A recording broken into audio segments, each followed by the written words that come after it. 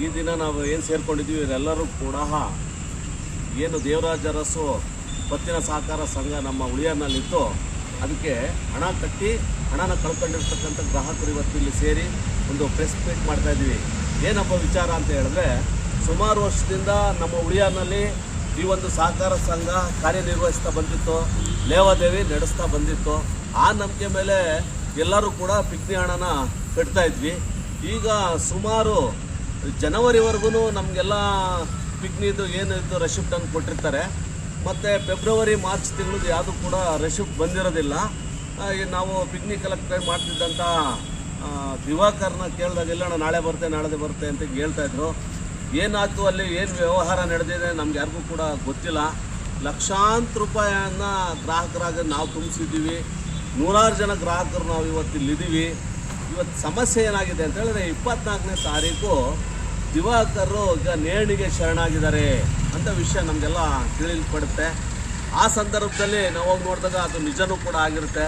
ಬೆಳಗ್ಗೆ ಎದ್ದು ನಾವು ಏನು ಸಹಕಾರ ಸಂಘದ್ದು ಕಚೇರಿಗೆ ಹೋದರೆ ಬೀಗ ಹಾಕಿರ್ತಾರೆ. ಸೊ ಈಗ ಈ ವಿಚಾರ ಇವತ್ತು ಸೇರಿರೋದೇನಪ್ಪ ಅಂದರೆ, ಇಷ್ಟೆಲ್ಲ ವಿಚಾರಗಳು ಸೋಷಿಯಲ್ ಮೀಡಿಯಾದಲ್ಲಿ, ಪೇಪರ್, ಪತ್ರಿಕಾ ಮಾಧ್ಯಮದಲ್ಲಿ ಹರಿದಾಡಿದ್ರೂ ಕೂಡ ಇದಕ್ಕೆ ಸಂಬಂಧಪಟ್ಟಿರ್ತಕ್ಕಂಥ ಯಾವುದೇ ಆಫೀಸರ್ಗಳು ಬಂದು ನಮ್ಮ ಕಷ್ಟ ಏನು ಅಂತ ನಾನು ಕೇಳಿಲ್ಲ.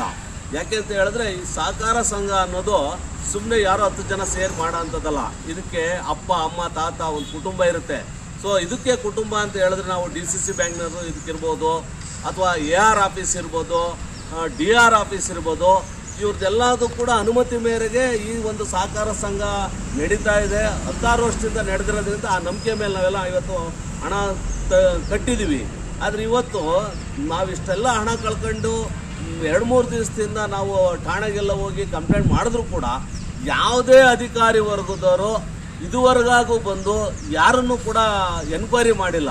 ಹೀಗಾಗಿ ನಾನು ಇದಕ್ಕೆ ಸಂಬಂಧಪಟ್ಟಂಥ ಅಧಿಕಾರಿಗಳಿಗೆ ಮನವಿ ಮಾಡೋದೇನಪ್ಪ ಅಂತ ಹೇಳಿದ್ರೆ, ದಯವಿಟ್ಟು ಈ ಏನು ಸೋಷಿಯಲ್ ಮೀಡಿಯಾದಲ್ಲಿ ಅಥವಾ ಪತ್ರಿಕೆನ ನೀವೇನು ಗಮನದಲ್ಲಿ ತಿಳ್ಕೊಂಡಿದ್ದೀರಿ ಅಥವಾ ಫೋನಲ್ಲಿ ಯಾರಾದರೂ ತಿಳಿಸಿದರೆ, ನಮ್ಮ ಇವತ್ತು ಹಣ ತೊಡಗಿರ್ತಕ್ಕಂಥ ಗ್ರಾಹಕರು ಏನು ಹಣ ಕಳ್ಕೊಂಡಿದ್ದೀವಿ, ಯಾರು ಕೂಡ ಸಾಹುಕಾರಗಳು ಇಂಥ ಸಹಕಾರ ಸಂಘಕ್ಕೆ ದುಡ್ಡು ಕಟ್ಟೋದಿಲ್ಲ. ಎಲ್ಲ ಕೂಲಿ ನಾಲಿ ಮಾಡೋ ಅಂತಾರೋ, ದಿನನಿತ್ಯ ವ್ಯಾಪಾರ ಮಾಡೋ ಅಂತಾರೆ ಕೂಡ ಇಲ್ಲಿ ಹಣ ತೊಡಗಿಸಿರೋದ್ರಿಂದ ಇವಾಗಾದರೂ ಕೂಡ ಅಧಿಕಾರಿ ವರ್ಗದವರು ಇದನ್ನು ಗಮನ ಹರಿಸಿ ಇಲ್ಲೇನು ನೊಂದಿರ್ತಕ್ಕಂಥ ಗ್ರಾಹಕರಿಗೆ ನ್ಯಾಯ ದೊರಕಿಸ್ಕೊಡ್ಬೇಕು ಅಂತ ಈ ಮೂಲಕ ಮನವಿ ಮಾಡ್ತಾ ಇದ್ದೇನೆ.